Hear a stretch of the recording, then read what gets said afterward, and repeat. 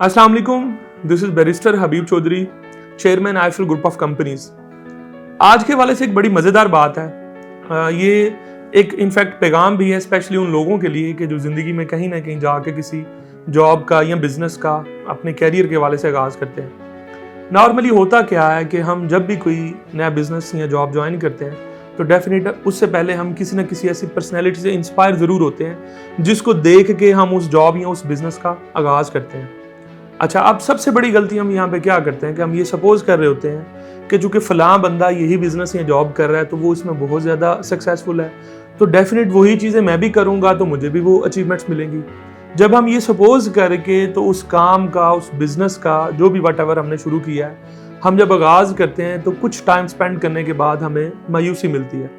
मायूसी क्यों मिलती है? मायूसी इसलिए मिलती है कि हम उसका कंपैरिजन अपने साथ करने लग जाते हैं कि चूंकि फलां बंदे ने भी यही काम ऐसे ऐसे इन पैरामीटर्स के ऊपर किया था, मैं भी उसी तरह ही कर रहा हूँ, वो कामयाब है तो मैं इसमें कामयाब नहीं हूँ।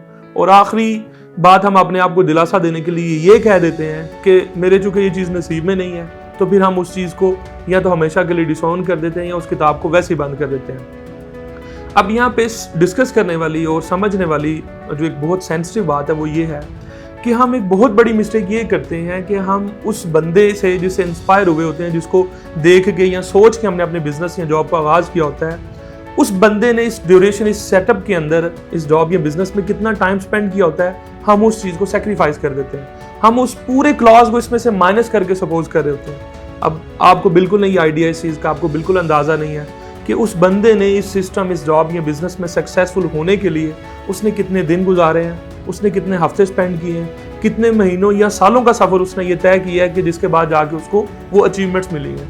हम ये सपोज कर रहे होते हैं कि हमने भी चूंकि आगाज़ किया है तो with in a days, with in a months या विद इन अ ईयर्स हमें भी वो अचीवमेंट्स मिल जानी चाहिए। और अगर वो नहीं मिल रही तो हम सपोज ये कर लेते हैं कि इस बिज़नेस जैसा बुरा बिज़नेस या इस जॉब जैसी बुरी जॉब ही नहीं है। मैं आपको ये एक एडवाइस करना चाह रहा हूँ कि अगर आप किसी भी पर्सनैलिटी से इंस्पायर होकर ऐसे किसी भी काम का आगाज़ करते हैं तो आप उसके ऊपर एक सफिशिएंट टाइम गुजारें। जहाँ पे बाकी सारे आपने कंपैरिजन्स किए होते हैं तो वहाँ आप टाइम ड्यूरेशन का भी कंपैरिजन करें, इसमें कोई शक नहीं। कुछ लोग बहुत ज़्यादा खुशकिस्मत होते हैं जिनके ऊपर अल्लाह ताला की ज़ात बहुत ज़्यादा मेहरबान होती है। आप कभी भी किसी करम वाले बंदे का अपने साथ मुकाबला या कंपैरिजन नहीं कर सकते। उसकी रीज़न है कि वो बंदा तो ऑलरेडी अल्लाह ताला के करमात पे चल रहा है, उसके ऊपर पता नहीं उसकी किस खूबी की वजह से अल्लाह की ज़ात मेहरबान है। तो आप वो सपोज ना कर लें कि जो रहमतें अल्लाह की ज़ात ने उसके ऊपर निछावर की हैं, आप भी वही काम करेंगे तो वहाँ आपके साथ भी वही चीज़ें शामिल हाल होंगी। जब आप इन चीज़ों को ऐड कर लेते हैं या इन चीज़ों को माइनस कर लेते हैं तो फिर आपके पास डेफिनेट जो रिजल्ट्स हैं वो आपकी प्लानिंग के बरक्स आते हैं और वहाँ पे फिर आपको नाकामी या मायूसी मिलती है। इसलिए आपने अगर किसी काम का, किसी सेटअप का, किसी जॉब का आगाज़ कर लिया है तो आप उसमें मैक्सिमम टाइम दें, उसमें डिसऑर्ड कभी ना हो, उसमें पॉजिटिविटी लेकर आएँ।